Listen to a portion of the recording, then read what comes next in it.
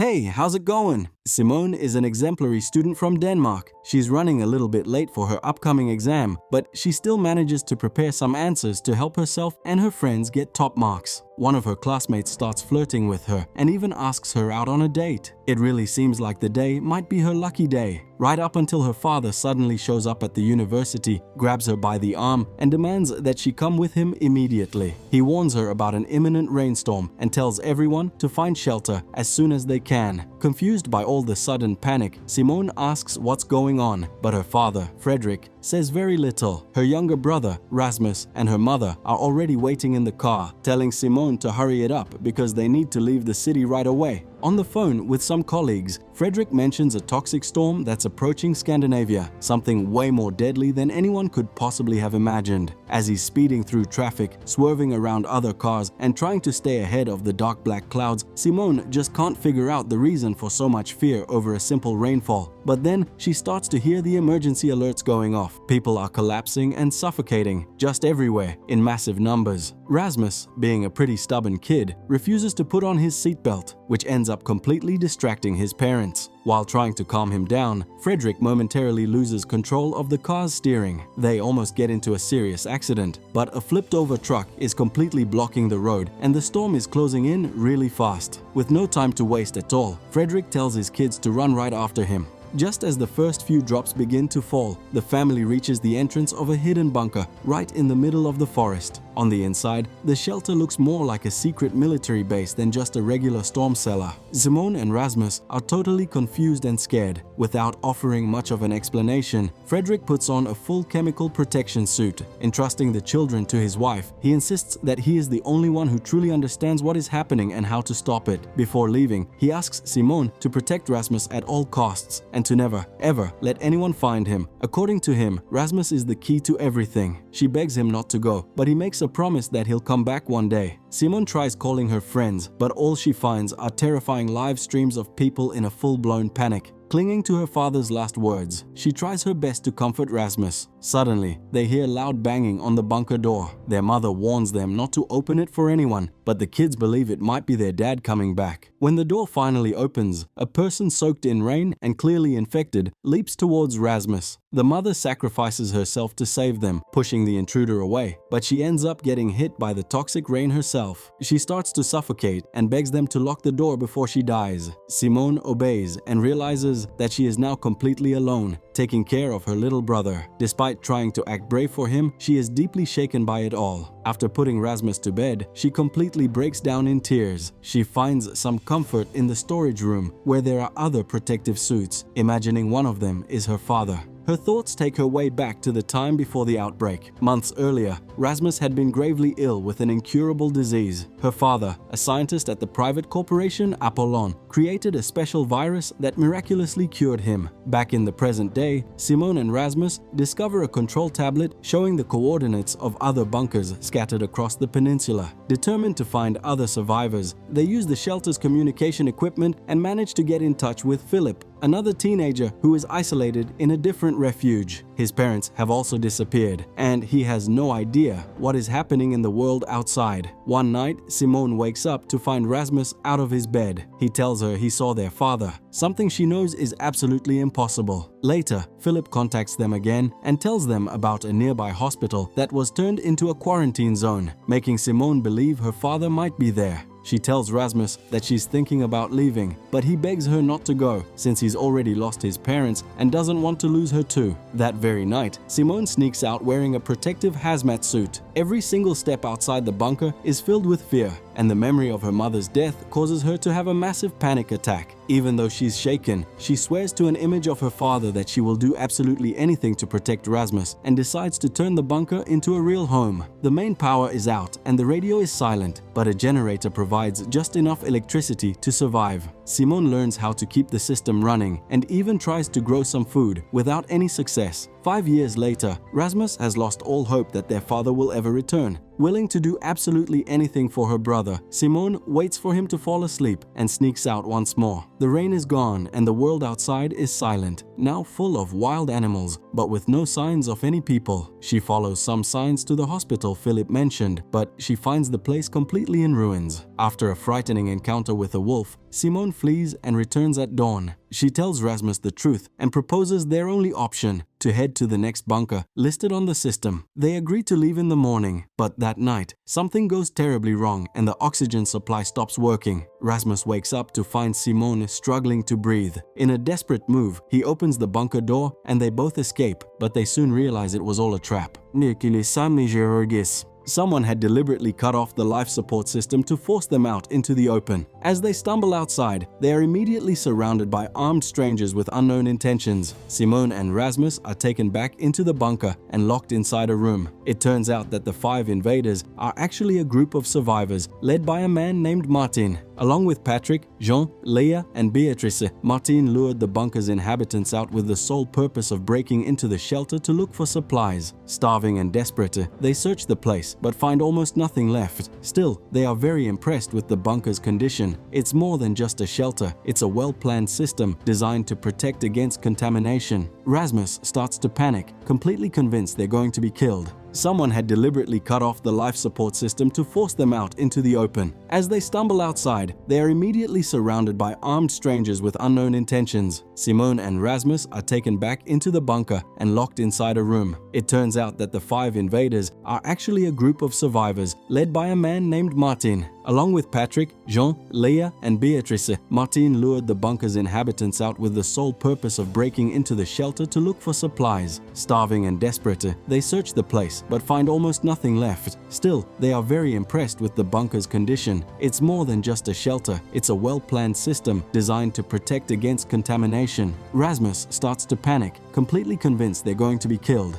During their search, they spot 2 armed men in the distance. Martin orders everyone to hide under a special cover that blocks thermal signals. The men are hunters who track survivors using thermal vision and other advanced technologies. They find a woman hiding in the forest and begin to chase her down. Simone pleads with Martin to help her, and Beatrice backs her up. Martin reluctantly agrees and kills the men, but when they reach the woman, they discover her feet are soaked. She's infected. Without a moment's hesitation, Martin executes her. To him, she was already a lost cause, and Simone is horrified by his coldness. Years ago, Martin was a soldier guarding a quarantine zone. One day, he saw a woman carrying a baby. He was supposed to shoot her, but he just couldn't do it. When he returned to his camp, everyone was dead except for a soldier named Pierre, who told him the woman was infected and had killed them all. Later on, Pierre also died after touching the baby. Haunted by his terrible mistake, Martin abandoned his post and formed a group of survivors, vowing to never show mercy again. With the rain about to start, the group takes shelter in an abandoned kindergarten. Leah is getting weaker and weaker from hunger and a lack of medicine. Patrick remains suspicious of Simone and Rasmus, doubting they could have survived for 6 years all alone. While checking Rasmus's backpack, Patrick finds some drawings that show a mysterious figure inside their bunker. Rasmus swears he saw someone else there, but Patrick just thinks he's delusional.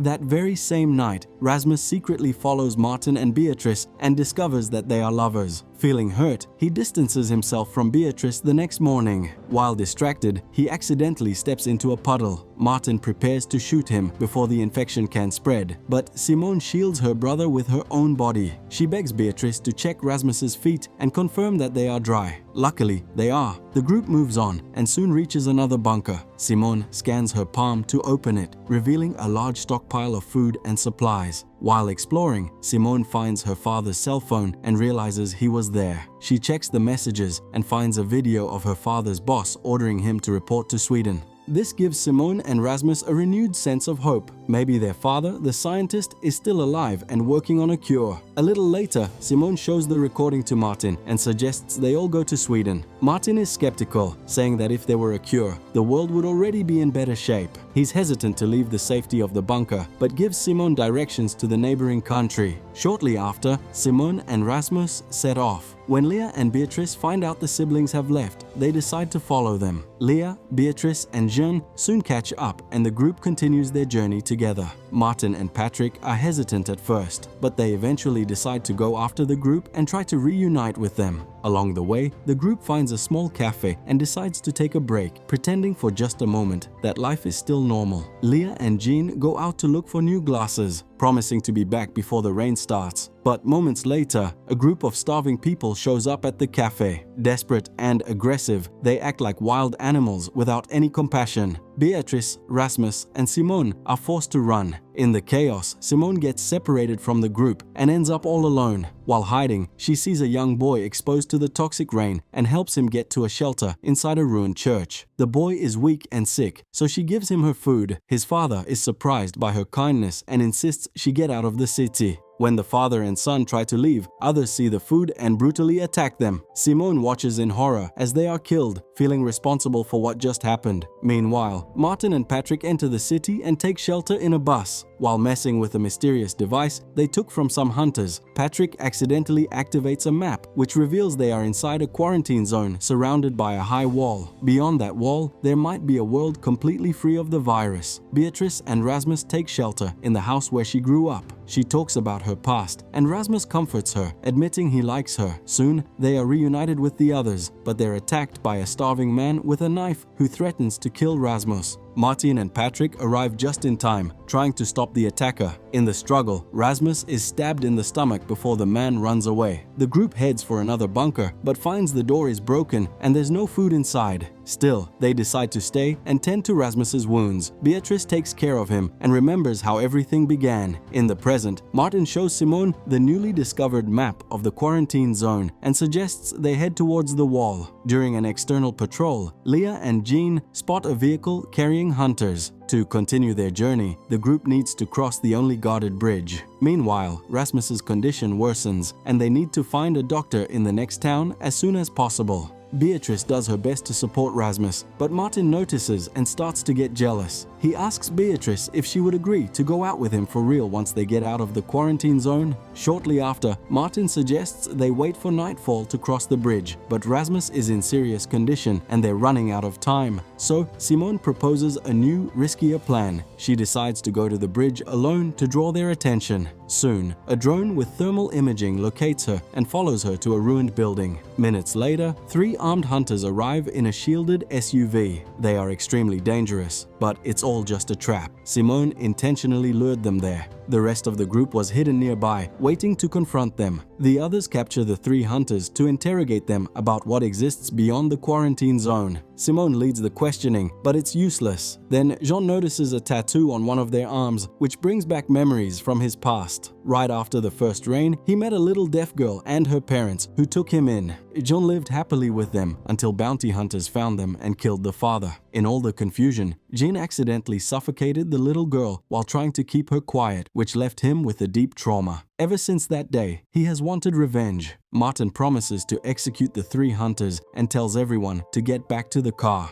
Soon, the group arrives in the next town and, using the thermal drone, finds a woman hiding nearby. She works as a doctor and helps stitch up Rasmus's wound. The doctor offers to take them to a safer place to give Rasmus an injection and leads them to a bunker. It turns out she also used to work for the corporation and has access to the shelter. After asking Rasmus to sit down, the woman ties him up and attacks Simone. She reveals that she worked in the same department as their father and blames him for everything. Frederick was the one who created the virus that got out of control and caused millions of deaths. The doctor wants her revenge and plans to film the execution of his children. Meanwhile, the others decide to split up. Leah and Beatrice explore the area, while Patrick, Martin, and Jean try to steal some supplies. A few moments later, they see several armed hunters who have discovered them. Worst of all, Martin hadn't killed the 3 criminals from before. Upon seeing the tattoo, Jean loses control, grabs a rifle, and goes out to face them head-on. Martin hesitates to kill the others, and as a result, Jean is captured. Martin and Patrick regroup with Leah and Beatrice and head to the doctor's bunker. Inside, Patrick witnesses the attempted murder of Rasmus and acts quickly, killing the insane woman. Patrick is disappointed with Martin's behavior. He is no longer the leader he used to be. Meanwhile, Beatrice notices that Martin is falling for Simone, and it seems the feeling is mutual. The next day, the group of 6 continues their journey, but Simone can't find the correct route. Hearing noises nearby, they head towards the edge of a forest and spot an old castle where people are living. As they get closer, they meet strangers all dressed identically. The group is allowed to enter and take shelter from the rain, but on one condition. Patrick and Martin must give up their weapons. Reluctantly, they hand over their rifles and go inside. Martin is suspicious of these people as they act like they're part of some kind of cult that demands they forget their past lives. The next morning, a woman named Karen gives the group a tour and explains that they grow their own fruits and vegetables there. No one trusts her at first, so she eats a tomato to prove it's safe. Then she takes the group to the showers. Martin refuses to wear their clothes and walks away. In the end, she takes a shower herself to show that the water is drinkable. While the 5 friends relax, Martin explores the place. Hidden in a storage room, he finds children's shoes, but he hasn't seen any kids in the castle. Karen asks them to stay one more day for a monthly celebration. Rasmus's condition gets worse, and the doctor agrees to examine him, suggesting an injection. Simone forbids it when she sees the Apollon Corporation logo on the syringe. Later, Simone tries to get some answers, but the community's leader warns her not to question the past. Noticing that Leah is religious, Karen asks to hear her confession. Leah opens up about her life before the rain. Coming from a devout family, she ran away to a university party where friends drugged her drink. As a result, she spent the night with 3 guys. The next morning, she saw a video of what happened and called her mother, who rejected her. Leah turned to her faith and prayed for God to punish those responsible. Then, the poisonous rain began, killing everyone outside. Seeing her attackers die made Leah feel incredibly guilty, even though it wasn't her fault. Martin starts to suspect the place isn't safe at all. In the basement, he sees cooks using saws, but he's not allowed into the kitchen. When he meets up with Simone, he realizes she shares the same doubts. The cult is definitely hiding something. They go back to the basement to check the kitchen again, but everything is clean. Meanwhile, Rasmus is flirting with Beatrice, and Simone shows more and more interest in Martin. When everyone gathers for the monthly celebration dinner, Martin finds drops of blood on the floor. Checking the fridge, he discovers human remains. He understands that the cult is made up of cannibals. Soon, everyone else finds out the truth, and the doctor and the cult leader hold them hostage since they've already eaten human flesh. Now, they must draw envelopes to decide their fate. One envelope contains a flower, symbolizing passage to the next world, meaning whoever draws it will be the next meal. The lot falls to Leah, but Karen sacrifices herself, offering to be the next victim. The group leaves the castle and discovers the Apollon Corporation is behind everything. The local doctor, realizing he hasn't forgotten his past, is cast out by the cult's leader. Hopeless, the man shows Simone the contents of the syringe and injects himself, dying instantly. The group continues their journey and spends the night in an abandoned house. In the morning, they realize the hunters are still on their trail and getting closer and closer. The hunters have already reached the wall, blocking their path forward. Martin orders everyone to leave quickly, but Rasmus admits he can't move. Realizing there's no other choice, the group decides to split up. Leah, Simone, Patrick, and Martin head towards the bunker, leaving Rasmus behind with Beatrice. Once alone, Rasmus confesses that he was faking how bad his injury was just so he could spend some time alone with her. They draw, explore nature, and just enjoy each other's company. When a storm rolls in, they take shelter and keep having fun, even dancing. They don't notice that rainwater is leaking through the floorboards. Suddenly, a drop lands on Beatrice's face. Rasmus calms her down and kisses her, and they make love. Meanwhile, Patrick watches Martin spending more and more time with Simone. Haunted by his past, Patrick drinks heavily, feeling rejected by everyone. His own father only gave him a car to make sure he would leave for good. It was inside that car, during the first rain, that Patrick realized everyone around him was already dead. Back with the group, the 4 friends finally find the bunker, but it's filled with children's drawings. Simone and Leah insist they can't loot the place, but Martin and Patrick disagree. While exploring, Patrick finds a tablet with recordings that show the place belongs to a corporation employee who was conducting experiments on people, including Simone's father, which leads her to try and justify the tests. The group plans to leave the bunker, but the rain forces them to stay put. Feeling left out, Patrick gets drunk and Simone tries to comfort him. Patrick shoves Simone outside into the rain.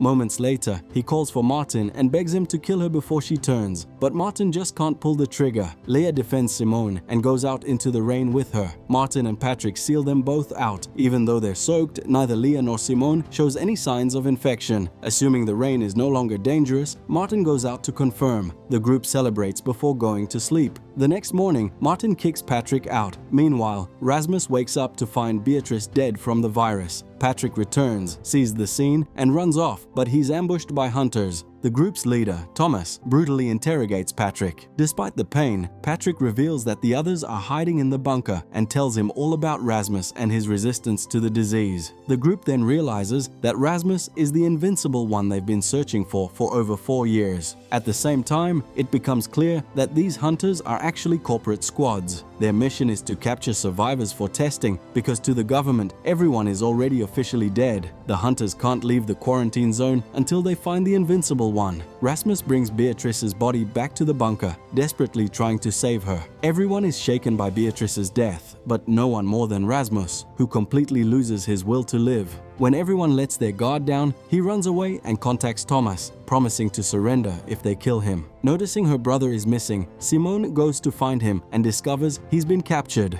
After burying Beatrice, the group continues their journey with a new mission: to rescue Rasmus. Meanwhile, Thomas gives Rasmus several injections to keep him awake. The group lures out one of the hunters, captures him, and contacts Thomas to propose a trade. The leader ignores the offer, and his subordinate explains why. Everyone is stunned to learn that Rasmus is the chosen one and is resistant to the disease. Even though he was in the same situation as Beatrice, only she died. During the next negotiation, Simone demands a meeting. She forces the group to return her brother in exchange for their prisoner. Rasmus comes back, but decides to inject himself with the poison to spare the others. A few minutes later, he regains consciousness, confirming he is immune to the virus. Thomas proposes a deal. He will take the group to the corporation's base, where they will experiment on Rasmus to develop an antidote, and in return, everyone will be set free. Rasmus, Simone, Leah, Martin, and Patrick, who has rejoined the group, agree. Before they leave, one of the hunters kisses Rasmus on the forehead, seeing him as humanity's last hope. Moments later, the hunter dies, because even though Rasmus isn't sick, he's a carrier who transmits the virus.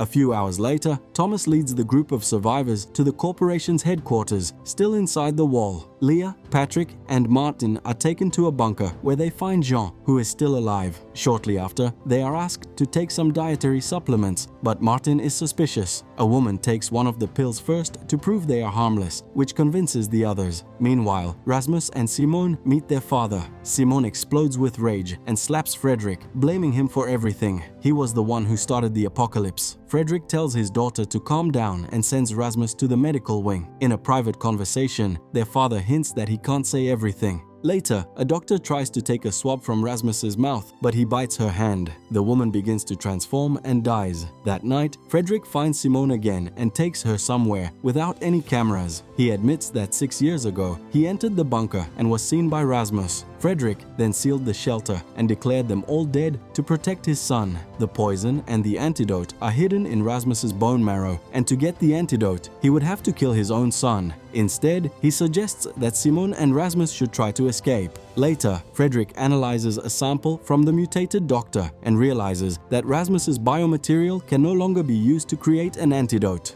Humanity's cure is now lost, and Rasmus has become extremely dangerous. Frederick agrees with the corporation's chief to use Rasmus as a test subject in further experiments, but Simone overhears the entire plan. She warns her friends to start a fire, and thanks to that diversion, Martin, Jean, Leah, and Patrick manage to escape from the bunker. Together, the 6 friends decide to escape the quarantine zone, but Frederick confronts them. He shoots Martin and is about to kill Rasmus, but Simone stops him. The group manages to get away, but as they try to leave the zone, they are captured by Thomas. He reveals that the supplements they took were actually poison capsules. If they leave the zone, they will die. The only ones who can leave alive are Rasmus and Simone, but the siblings refuse to betray their friends, aware that they cannot escape. The 6 of them decide to return to the quarantine zone, knowing full well that the corporation will be coming after them. Meanwhile, the head of the corporation orders Frederick's arrest and the capture of the group of 6. Rasmus is no longer needed to create an antidote, but rather for the production and sale of biological weapons, which is how the first season of The Rain, the 2018 sci-fi thriller series, comes to an end. I hope to see you in the next video.